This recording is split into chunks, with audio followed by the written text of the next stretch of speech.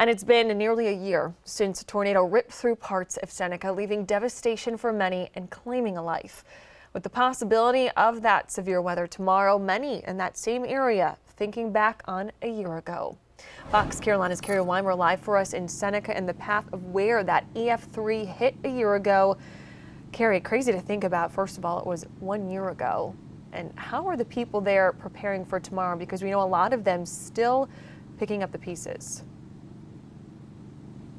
That's right. You know, as you mentioned, picking up the pieces, just look here behind me. I mean, you can still see trees everywhere, just snapped and laid over for miles in this area. Of course, the people that I talked to today said it's been a year, but you know what? They're still a little nervous. And with that potential for severe weather tomorrow, they're not taking it lightly.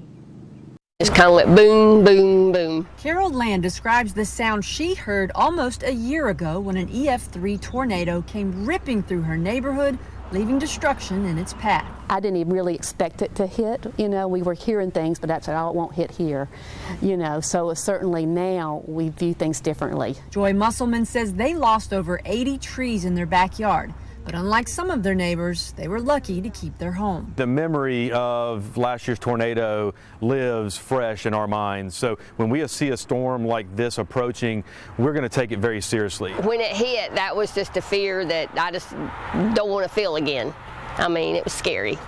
It was scary. Since we have been through it before, you know, we've learned from what happened a year ago. With the potential for severe weather tomorrow, officials say they are better prepared than they were a year ago. You know, we're communicating with each of our department heads, emergency services, utilities. So we're having those conversations now and preparing equipment, staff, having extra people in. So if it does hit early in the morning or in the afternoon, we're fully prepared. We have the generators and stuff like that left, you know, from the last time. We'll just be on the lookout and pray for the best. Just know that it could happen and just be prepared. Now, whether you live in the Carolinas or Georgia, doesn't matter where, officials say you need to keep an eye on the weather tomorrow.